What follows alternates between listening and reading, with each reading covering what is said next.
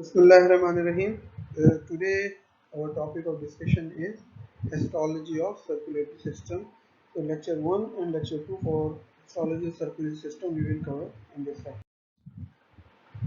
Our objective for this lecture are define circulation, explain the systemic and portal circulations along with pulmonary circulation, enumerate functions of circulatory system, components of vascular system, classification of vessels.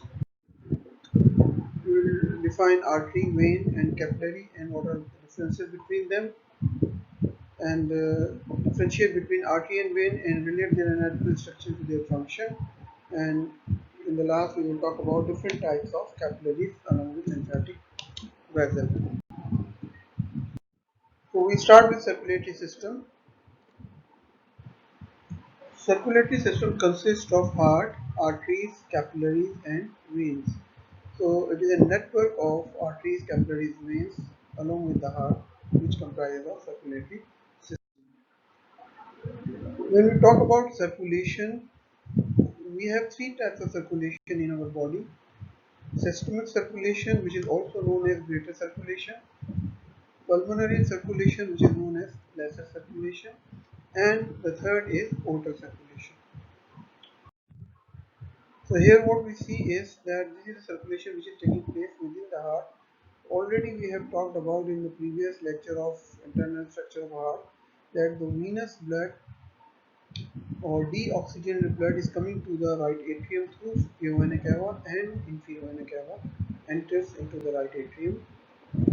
Through right atrium the blood enters through tricuspid opening or atrioventricular opening to the right ventricle. The right ventricle sends this deoxygenated blood through the pulmonary trunk to the lungs, and from pulmonary arteries then the blood reaches to the lungs, it purifies and oxygenated there, and then from these pulmonary veins, which are four in number, it return back to the heart, and we name this area as left atrium. And from mitral valve or left atrioventricular opening, the oxygenated blood passes to the left ventricle, and from left ventricle this oxygenated blood is pushed to the aorta, and from aorta it goes to the whole body. So inside the heart this circulation is taking place. So we divide this circulation which we have just discussed between the body and the heart and lungs into two types. One is known as systemic circulation and other is known as pulmonary circulation. So as the name is indicating, the circulation between the lung and the heart is known as pulmonary circulation, that from right ventricle blood enters into pulmonary trunk, and through that it reaches to the lungs, purify there, and then from pulmonary veins it comes to the left atrium. So this portion of circulation between the heart, lungs, and again the heart is known as pulmonary circulation. The second circulation, which is the systemic circulation, is from the left ventricle the oxygenated blood passes into the aorta, and from aorta, which is the largest artery, it distributed in a branching pattern into the whole body to different parts of the body, and from the different parts of the body the deoxygenated blood come back from the vena cava, that is the inferior vena cava. This circulation between the heart and the other body parts is known as systemic circulation. So systemic circulation is larger if we talk about length as compared to the pulmonary circulation. Here the oxygenation and deoxygenation is taking place between the body tissues, and here the oxygenation and deoxygenation is taking place between the lungs and the heart. So this diagram is also showing the same circulations, that we have arterial blood, we have venous blood, and then in between we have vessels which are known as capillaries, where the exchange of the gas is taking place. in pulmonary circulation, you can see, and also in the parts of systemic circulation, the capillaries are there where the exchange of gases and even nutrients are taking place.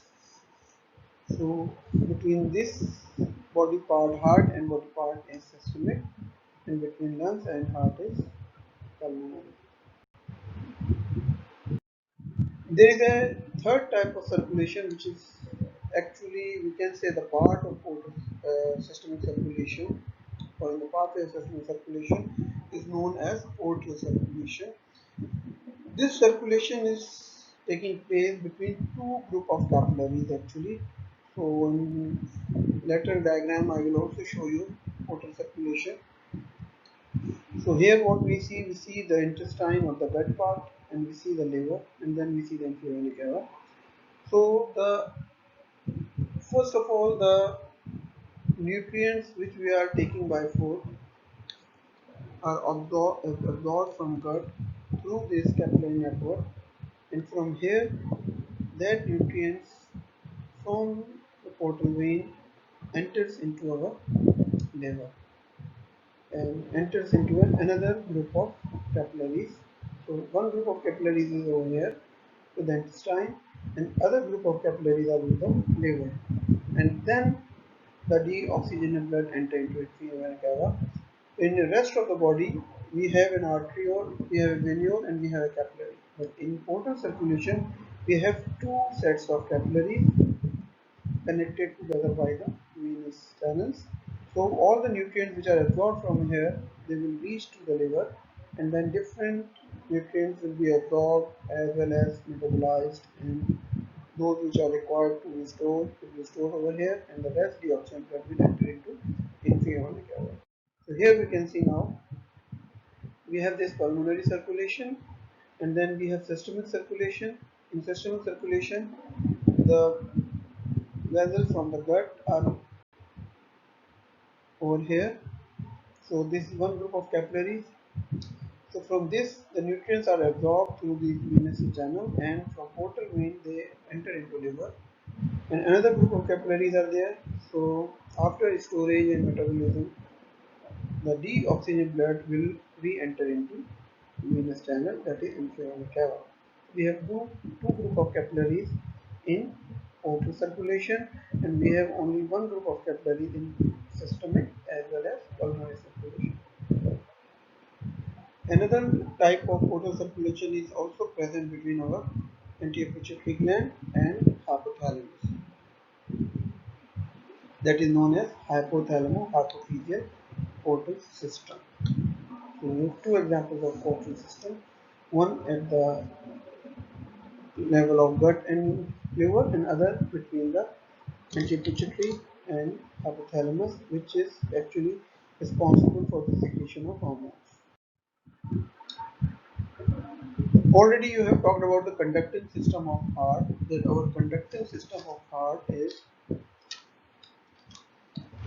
a specialist type of cardiac muscle fiber. So what conducting system is? It is a muscular tissue, the same muscular tissue which we have in the heart, that is myocardium, but they are a specialized type of cardiac cells. And here we have in the wall of atrium, that is known as near the inferior cava, known as sinoatrial node, which is from where the conduction starts and known as pacemaker of heart. And at the base we have the AV node, and from AV node the bundle starts or arises, which is known as atrioventricular bundle or bundle of His, which divide into two at interventricular septum into right bundle branch and left bundle branch. The right and left bundle branch then further branches in Purkinje fibers, and these Purkinje fibers are then scattered in the whole heart. So this conducting system of heart actually have the same cardiac muscle fibers or cells, but they are smaller in size as compared to the rest of the myocardium, and there are few myofibrils as compared to the neighboring cardiac muscle fibers, and there are fewer intercalated discs than the neighboring muscle fibers. So we have three differences: that the cardiac muscle cells which are forming the conducting system, they are smaller in size, their myofibrils are smaller and fewer, and they have less intercalated disc. And another important thing is that in the other part of the myocardium or cardiac muscle, the intercalated disc is related to the contraction of the heart, while in conducting system, the intercalated discs which are present between the cardiac muscle cells, that is mainly for the conduction of the fiber rather than contraction of the fiber. It is for the conduction of the impulses. So that is another difference. And if histologically we will see the Purkinje fibers, they are pale staining fibers, and these Purkinje fibers, they are larger than their surrounding or neighboring muscle fibers, sparse, and the fibers are arranged loosely. Myofibrils are there. Plus, their cytoplasm contains much glycogen or more glycogen as compared to the neighboring contractile cardiac muscle fibers. Here we can see the wall of the heart. We have from inner side, most inner lining is known as endocardium. After endocardium, we have myocardium, which is the cardiac muscles. After myocardium, we have visceral layer of pericardium, which is also known as epicardium. Then we have space, which is known as pericardial cavity. And outer to that, we have a layer which is known as parietal layer of pericardium. And the most outer layer is the fibrous tissue, which is forming the fibrous pericardium. So inward to outward, we have endocardium, myocardium, and epicardium, which are indirect or direct forming the wall of the heart, along with the parietal layer, pericardium, and fibrous pericardium, which are forming its outer layer. So this is the histological diagram which is showing the external tuning of the heart, which is named as epicardium of the outer layer, which is actually the visceral layer of pericardium. So the lining epithelium of this epicardium is known as mesothelium. So already in foundation block you have talked about the cells or the type of epithelium, which is known as simple squamous epithelium. So simple squamous epithelium, when it lines the body cavity or the structures by serous membranes, we name it as mesothelium. It is a type of serous membrane which is lined by simple squamous epithelial cells forming the external covering of the heart, which is actually the visceral layer of pericardium, and we also name it as epicardium. Now this mesothelium, just below this connective simple squamous epithelium, we have a layer of connective tissue. In this whole portion between the myocardium and the mesothelium, this epicardium contains squamous epithelium, which is simple, and the connective tissue. So connective tissue is there in the epicardium along with simple squamous epithelium. Now this connective tissue of epicardium contains fat cells, and it also contains the nerve.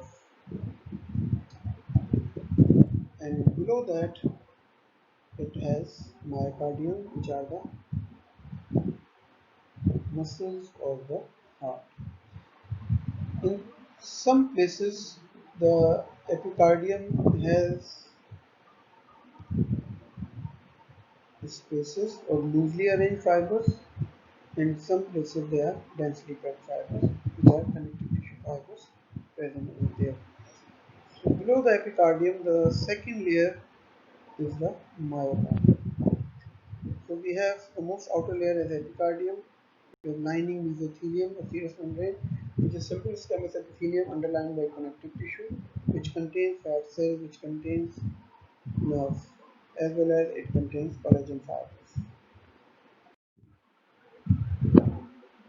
In this diagram, we will see the endocardium and we will also see the myocardium. So this is the endocardium, which is the internal lining. So as the internal lining of all the blood vessels as well as heart is lined by simple distance epithelial cells, and we name it as endothelium. So endothelium is inner lining of the heart as well as of the blood vessels, which we will talk about after few slides. So endothelium contains and endocardium contains endothelium. Just below this epithelial layer, we have a layer which is known as subendocardial layer. This whole is subendocardial layer, and after that we have this muscle which is known as myocardium. This subendocardial layer basically contains the conducting network. What we have discussed, the SA node, AV node, bundle of hairs, right left bundle branches, and Purkinje fibers.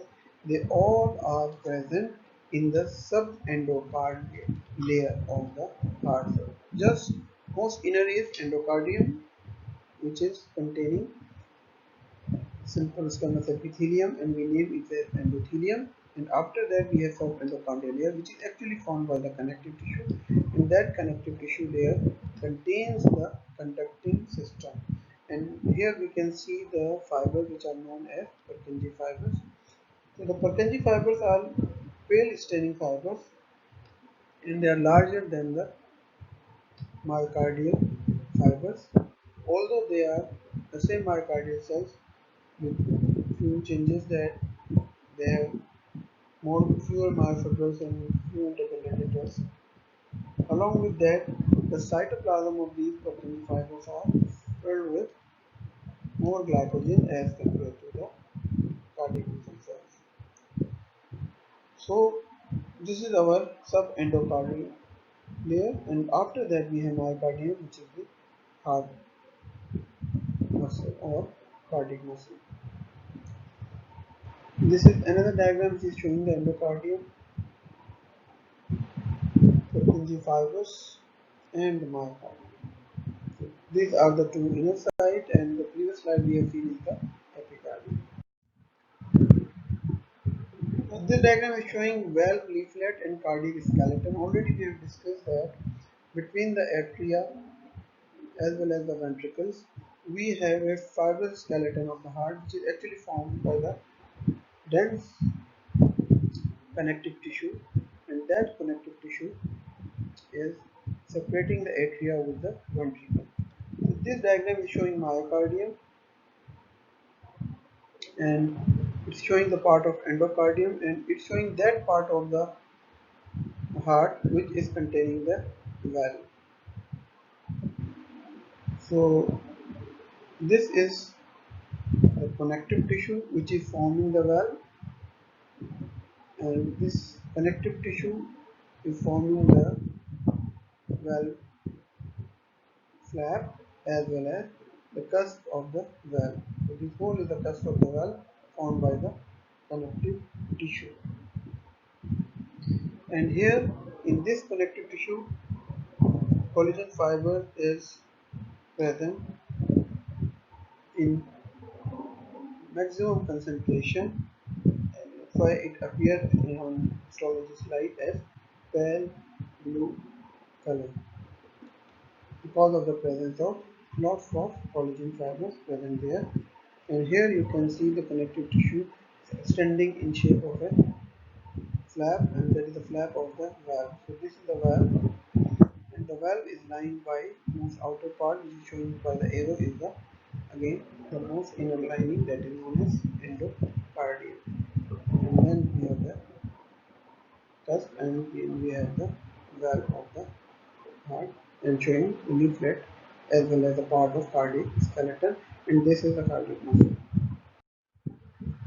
Now the functions of the circulatory system already you have talked about in physiology and biochemistry. Just a major review for them, that they are responsible for the nutrient distribution, transport and exchange of oxygen and carbon dioxide, removal of waste materials,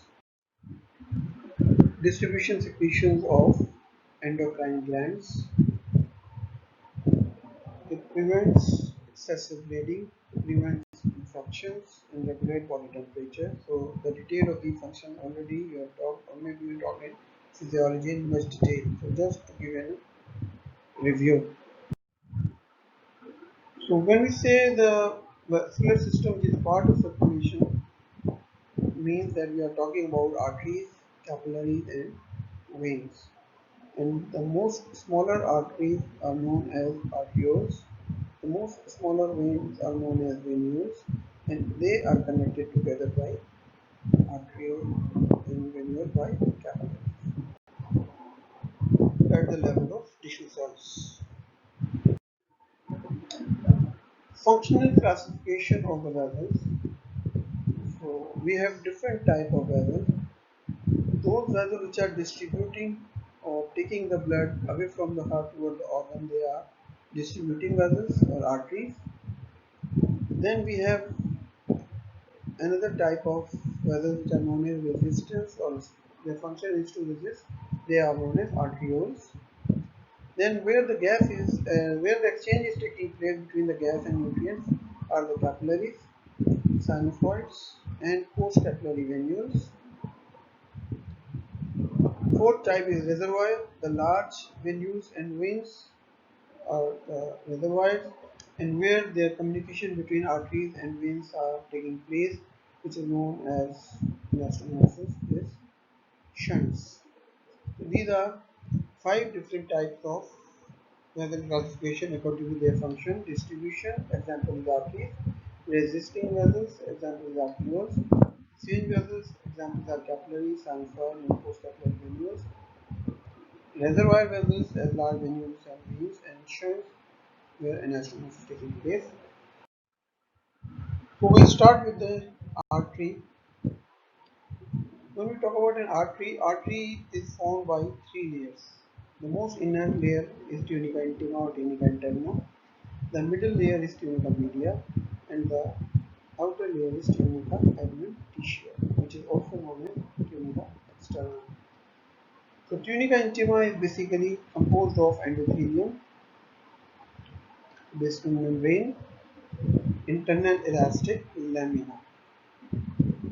Tunica media mainly contains smooth muscles and external elastic lamina, and tunica adventitia contains connective tissue. So, an artery is having three layers: intima, media, and adventitia. Tunica means layer, and tunica contains endothelium, basal membrane, and internal elastic lamina. Media contains smooth muscle as well as external elastic lamina. External or adventitia contains connective.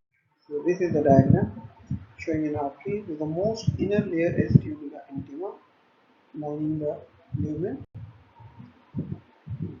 The thickest layer is tunica media, containing smooth muscle and elastic fibers, and the outer is tunica adventitia, containing collagen fibers. So grossly we can divide the artery into three: most inner tunica intima, middle tunica media, and outer tunica adventitia.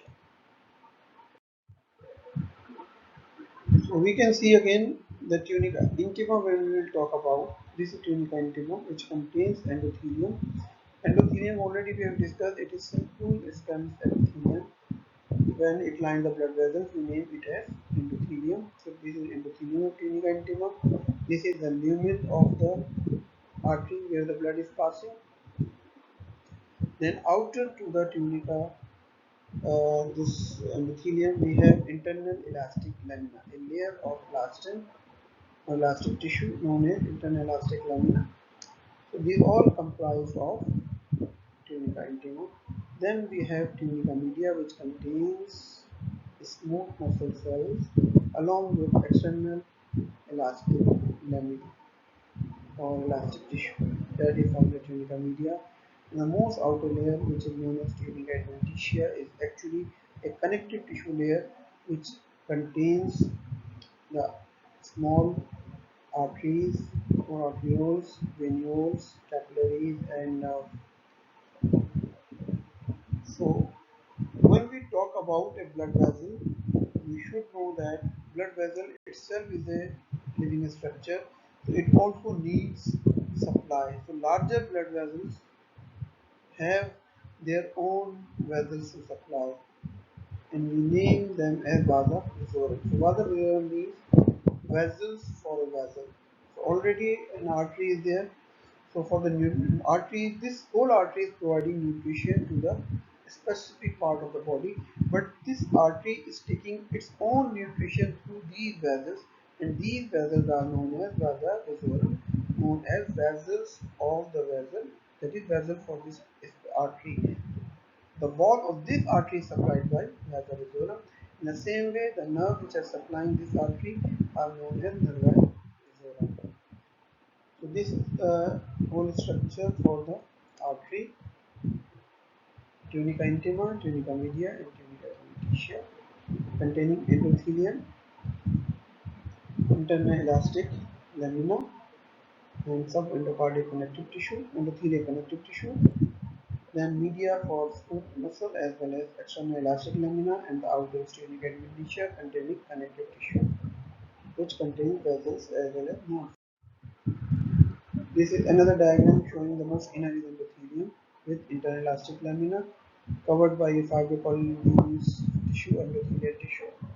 Then smooth muscle and external elastic lamina, tunica media, and then most outer one is tunica adventitia, which is containing again connective tissue formed of collagen fiber.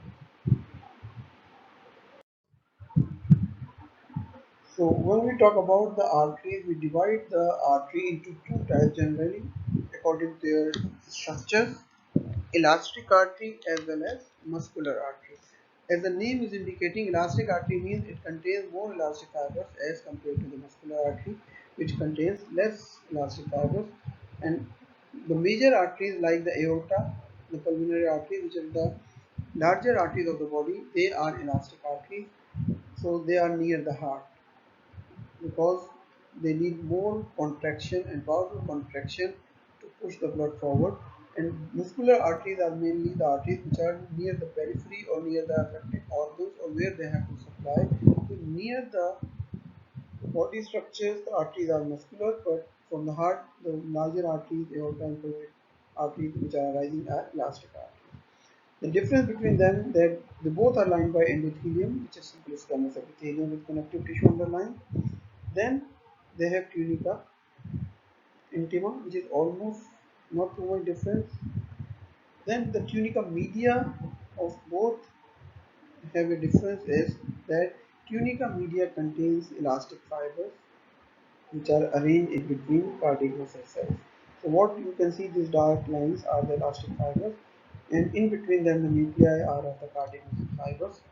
So tunica intima contains endothelium plus internal elastic lamina, and along with that, the tunica media in between the smooth muscles, we have elastic fibers.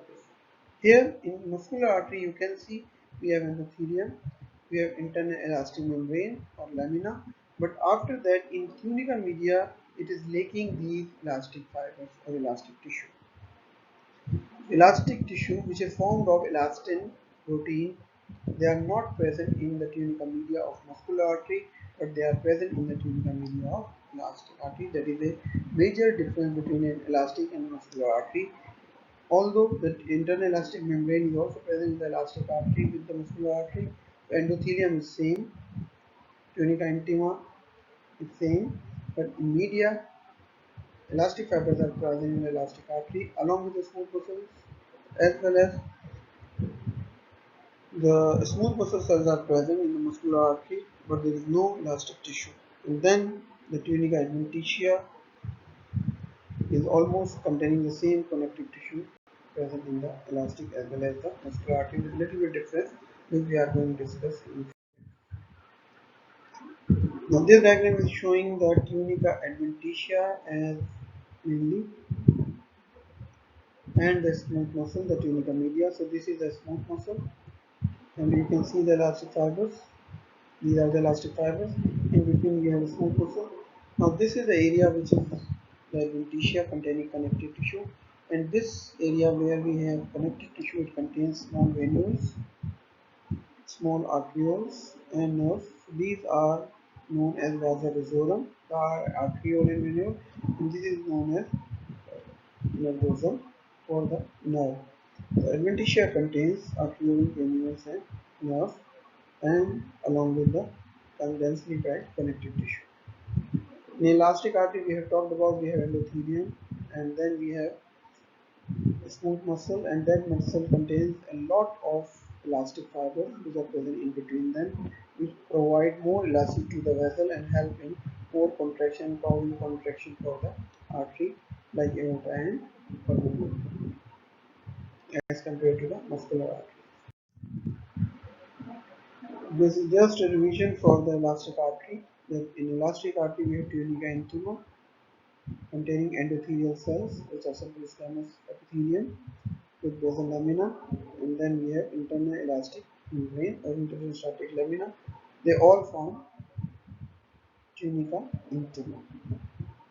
Then tunica media. Tunica media is formed by the smooth muscle fibers, and in between them we have elastic fibers, and these yellow color fibers are elastic fibers, and also the collagen fibers which are present in between them. So we have elastic fibers plus smooth muscle fibers in the tunica media. And the last one is adventitia, which contains the nerve as well as macrophages, fibroblasts, different cells of the connective tissue which already we have discussed. They are present in the tunica adventitia, which is one of the supportive layer of the elastic artery. And this is the physiological diagram showing the three layers.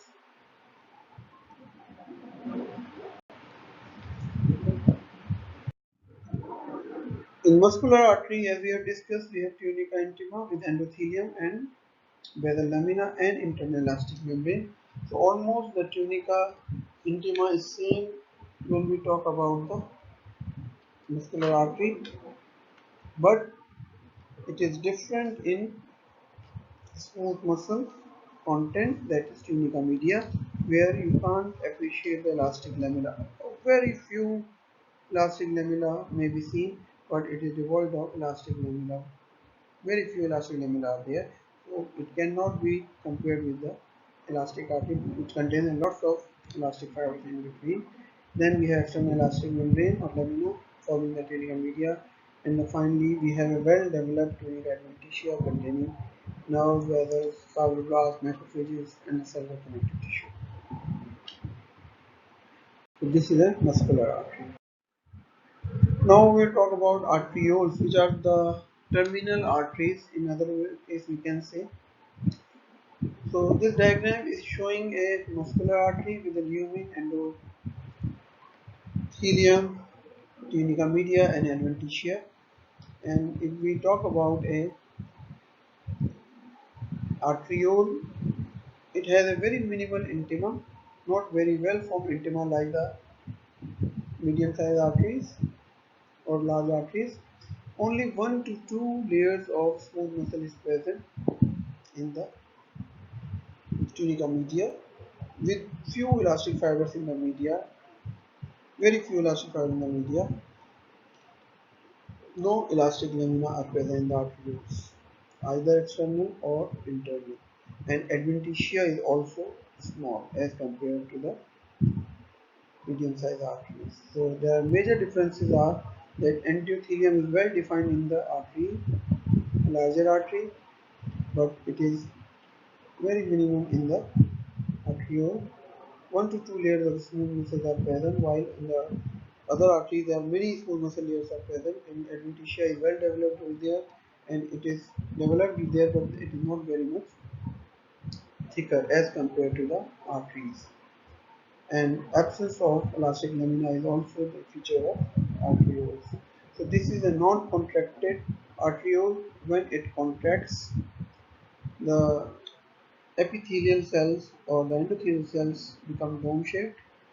Here you can see they are flat, but when it contracts, it becomes dome shaped. And also The nuclei of the smooth muscles are also contracted. Here you can see. Here you can see. That is partially contracted and non-contracted arterioles. So that is the difference of arteriole and an artery. Now we will talk about the veins. So veins have the same three layers: tunica intima or interna, tunica media, and tunica adventitia. Tunica interna contains endothelium and basal membrane, so there is no elastic lamina there. So this is one of the major difference between the arteries and veins, that internal and external elastic lamina are absent in the veins but present in the arteries. Tunica media contains smooth muscle but they are less thickened as compared to the artery. We will see in the next picture. And adventitia contains connective tissue. So this is the diagram showing the lumen which contains valve. So the valve is one of the feature of the veins, and this valve is formed by the inward invagination or projection of the endothelium. So the valve is formed by the endothelium, or the flap of the valve are formed by the endothelium. The second layer is of upper endothelium and basal membrane is tunica media, less smooth muscle, and then we have tunica externa. So no lamina, elastic lamina are present in the vein. So for a medium sized vein, we can see tunica intima with endothelial cells, simple stem of epithelium with basal lamina, but there is no internal elastic lamina as compared to the artery. Tunica media also there, but if you can see, there are only few layers of smooth muscles are present over here, while in case of arteries they are much bigger or thickened tunica media we have. And tunica adventitia in the veins are very well developed, containing bundles of smooth muscle, collagen fibers, elastic fibers, macrophages, fibroblasts, and there is a nerve. So it is a well developed tunica adventitia of the veins as compared, we will talk about the arteries, which are, but they are not as thickened as in case of the vein. Now this is a large vein which is having the tunica intima with the same endothelial cells and basal lamina, absence of interelastic lamina and extraelastic lamina. The tunica media contains smooth muscles, again less in number, but the major difference is that the tunica adventitia or the large vein contains collagen fibers, fibroblasts, but it contains more bundles of smooth muscle cells as compared to the medium size. Medium size veins adventitia contains less smooth muscle bundles, and large vein contains more smooth muscle bundles, which also help in contraction and help in venous return. This is the difference between a small artery and a small vein of the same area and same size, that we have the lumens. So the major differences are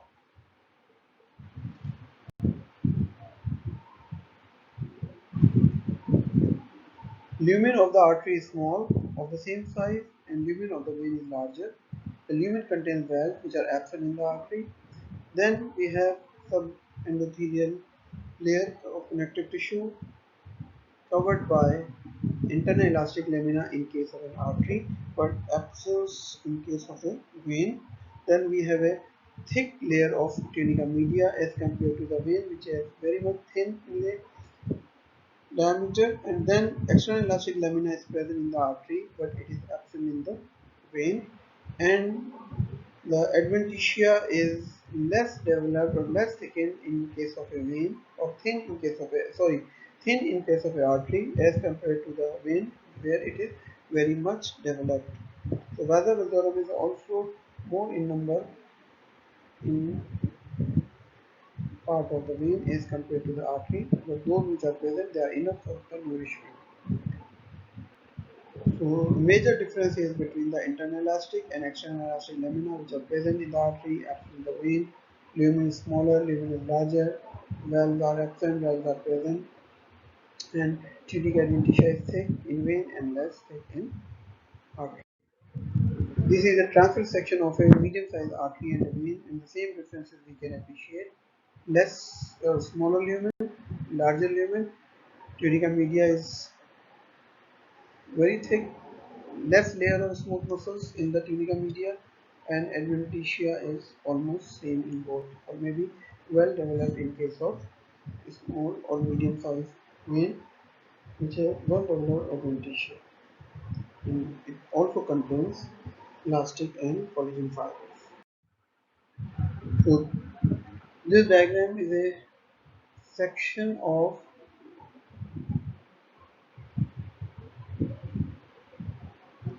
tissue which is containing the venule in a arteriole.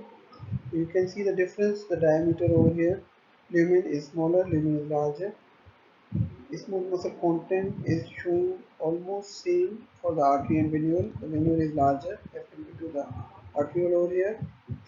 You also see the small capillary present, which is a third part of the vascular system which we are going to talk about, and we also see a here which are known as lymphatic vessels, which are lined by simple squamous epithelium. So we will talk about them in the next slides.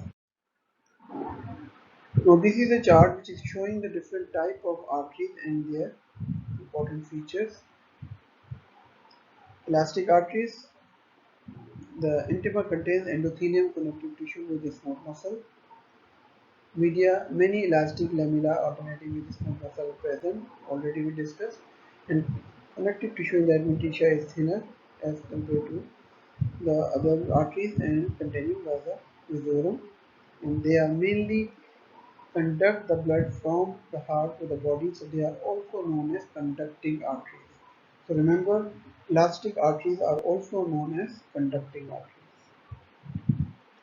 The muscular arteries endothelium contains connective tissue with smooth muscle and also contains internal elastic lamina, which is more prominent. Many smooth muscle layers with elastic material, but it is very much less as compared to the elastic artery. The adventitia is thin and contains vasa vasorum, and they are also known as distributing arteries, the muscular artery, because they are distributing the blood to the different body tissues or organs and maintain steady blood pressure and flow with vasodilation and constriction. So these vessels, which are muscular arteries, are known as distributing arteries. Elastic arteries are known as conducting arteries. Small arteries are also known as distributing arteries, as they have endothelium with smooth muscle less in number. Only 3 to 10 layers of smooth muscles are present in the small arteries, with smaller or thinner adventitia, and the same distribution is taking place, and they distribute blood to the large terminal arteries, which are known as arterioles, which are containing endothelium or no connective tissue or smooth muscle is present in their wall, so they have very minimal intima. 1 to 2 or 1 to 3 layers of smooth muscles with tunica and adventitia and media, as we have talked about, and very thin layer of adventitia, and they are resist and control blood flow to the capillaries. So these are in the classification of resisting vessels, already we have talked about earlier, because they are responsible to send blood forward to the capillaries. The capillaries only contain endothelium, and we will talk about now their structure. Their tunica media contains pericytes, which are specialized cells. There is no tunica adventitia, and exchange is taking place either directly or by the process of diffusion into the capillaries. Then we have venules, which are just after the capillaries. So they are known as post-capillary venules. Again, having endothelium with no valve, scattered smooth muscle present in the media and no adventitia, and they drain capillary beds site of leukocyte exit from the vasculature. Small veins, endothelium connective tissue with scattered smooth muscle, 2 to 3 layers of smooth muscle in the tunica media, connective tissue thicker than the media, and they collect blood from the venules. Medium size and large size already we have discussed that they have endothelium and connective tissue with valves, and large veins have more smooth muscle in compared to the medium one. 3 to 5 layers of smooth muscle is present in the medium veins, and 5 layers of muscle is present, or more than 5 is present in the large veins. They have thick adventitia, which is a major difference between arteries and veins. That they have a thick adventitia with a smooth muscle bundles, and also large veins have thicker and bundle of longitudinal fibers are more as compared to the medium veins, and they carry blood to the larger veins, and ultimately large veins gain blood to the heart. This diagram is showing the aorta, which is a big elastic artery, and a vena cava, which is a vein. So these are difference between the largest artery and largest vein. So we have endothelium. So these arrows are showing the endothelium. So this one is endothelium. Then we have tunica intima, which is almost same with internal elastic lamina present in both. Then if you can see in the myocardium or tunica media of the aorta, we have a lot of smooth muscle, and in between them longitudinal running fibers or elastic fibers are present. And then we have tunica adventitia, which is less prominent as compared to the vena cava, which is very much thicker in case of vena cava. So tunica intima, then media is more thicker in aorta as compared to the vena cava or large veins. Media is less, smooth muscle is less, with fewer elastic fibers present in between. Here there are a lot of elastic fibers are present there. And then in the tunica adventitia we have elastic fibers along with the connective tissue, collagen fibers, fibroblasts present in the, as well as the vessels, which are known as vessels present in the vena cava as well as in the aorta, but less adventitia, more adventitia in vena cava, more media in the aorta, less media in the vena cava, and tunica intima is almost nearly same. So that is the difference between aorta, which is the largest artery, and vena cava, which is the largest vein. Now we will talk about a little bit about the valve of the vein. Already we have talked about the valve of the vein is actually formed by the endothelium and simple squamous epithelium on endothelium. Flap from the endothelium extends or invaginate into the lumen of the vein from both the sides and form the leaflets of the valve. So the valve of the vein are formed by the endothelium. So here you can see there is a large vein which is known as femoral vein, and you can see the valves, and also you can see the openings of the other small veins of the type 3. So these are the cusp of the valve. So what we are doing actually, so when the valves are open, the blood can pass through them up, and as especially this help in the venous system in the lower limb, that when these muscles of the lower limb contracts, the blood over here is pushed down and up. As the lower, when the muscles are contracted, the lower valve is closed, so the blood cannot be pushed down or backward, so it pushed upward and the upper valve is open. So ultimately with by the contraction of these muscles, the whole venous blood or maximum venous blood will pump up into the upper part of the body because the valve is open. And again then in the next phase the same happens, both valves opens and new blood is pulled up. So when the new blood is pulling up into the vein, the upper valve is closed. So this is the first phase with both the valves open, then the lower valve is closed, muscle contracts, and these muscle contraction push the blood up, the upper valve is open, and then the upper, after receiving all the blood from the pumping of the muscles, the upper valve is closed and the lower valve is open for pulling the blood into this channel. That is the mechanism of venous return in terms of veins. Now in microcirculation already we have talked about that we have a arteriole. So the arteriole has its terminal branches which are known as metarteriole. So metarteriole is the name given to the terminal arterioles. So these are metarterioles.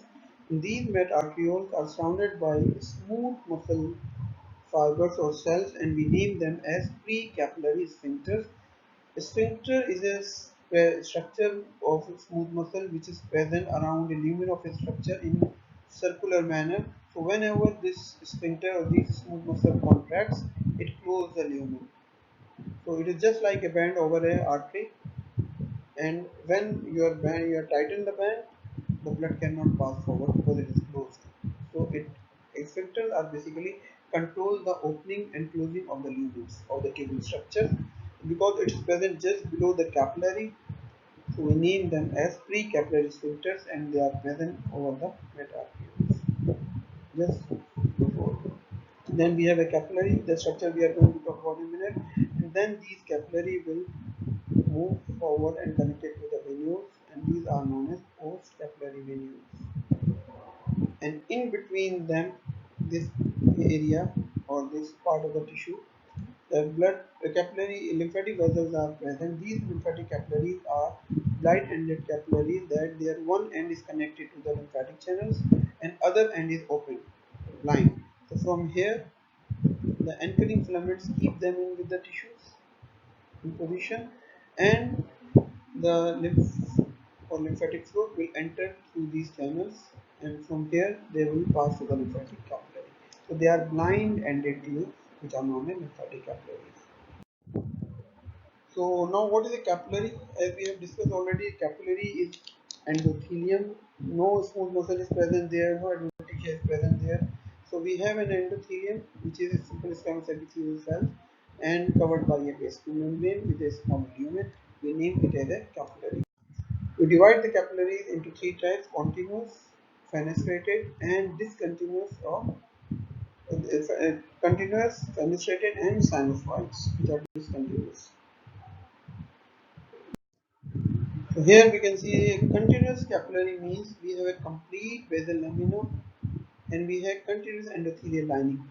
So if we have a complete basal lamina, complete layer of basal lamina and complete layer of endothelial lining or simple squamous epithelium with a lumen, we name it as continuous capillary. And this continuous capillary is present mainly in the muscles of the body, in the connective tissue, in the lungs, in the exocrine glands and nervous tissue. So where it is present? Muscles, connective tissue, lungs, endocrine glands and nervous tissue. Known as continuous capillary because it has complete basal lamina with complete endothelial lining with a small layer. The second type, these are the same continuous capillary showing the nucleus of endothelial cells having a basement membrane which is complete, and then we have a epithelial cells and the lumen. The fenestrated capillary contains complete basal lamina, but the difference is that it has pores in its endothelium. These pores are just like the sieve structure, just like the sieve, very small fine pores. So that's why they are known as fenestrated capillary. That its endothelial lining is having pores, it is not continuous, and its outer lining of basal lamina is complete. So here you can see the outer is basal membrane which is complete, but over here there are pores, and these pores are known as fenestrations. So in the previous one, through diffusion, all the changes are taking place, but in fenestrated, the pores are also allowing the nutrients or material to pass on, depending upon their size. The third is discontinuous capillary, which are also known as sinusoids. It has incomplete basal lamina and incomplete endothelial lining with fenestrations, which are larger fenestrations as compared to the fenestrated capillaries, which only contain small pores. Here the pores are larger. So this type of capillary is discontinuous. You can see there is a very less basal membrane, not complete basal membrane, and there are large intracellular clefts or the pores present in between them. These are known as discontinuous capillaries or sinusoids. So here, a sinusoidal capillary, you can appreciate that here is a sinusoidal opening, so you can see the openings or gaps in between. Here, and also here. This is just an overview for the three types we have already discussed. There we have continuous, fenestrated, and sinusoid. The continuous contains tight and occluding tension, so nothing can pass, only through diffusion it can transport. So in physiology we will talk more about it. Fenestrated tight junctions are present with perforations in between them, or the pores are present, and in sinusoids or discontinuous, basement membrane is not complete as well as endothelium, but here endobasement membrane in both they are complete. Here it is not very much complete. So the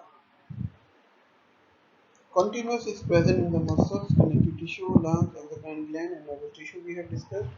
The fenestrated capillaries are present in kidney, intestine, and endocrine glands, and sinusoids are present in our liver, spleen, and bone marrow. These are the examples of these capillaries. So already we have talked about previously the anastomosis or the shunts. Here just we are talking about the simple microvascular pathway that from the heart the blood is coming in oxygenated form. In simple pathway it will come to a capillary bed. From here it will give blood to the capillary. In capillary area exchange is taking place, and after that the deoxygen blood will go back to the system. This is systemic circulation, arteriole, capillary, and vein. The other type in which there is a shunt present between artery and vein directly, so there is no capillary connection is there. So blood from the artery directly enter into the venous channel, or pathway is changed, avoiding the capillary bed. Then we name it as arteriovenous shunt. And the third type is earlier we have discussed is cable or portal system, in which the blood first comes into a capillary bed into the intestine. In terms of when we talk about portal circulation in the intestine, so in the intestine, from here the blood is absorbed through the portal vein and re-enter into the liver. Another capillary bed is present there. From that capillary set, the deoxygenated blood will re-enter into the system. So in systemic circulation, only one capillary set is there.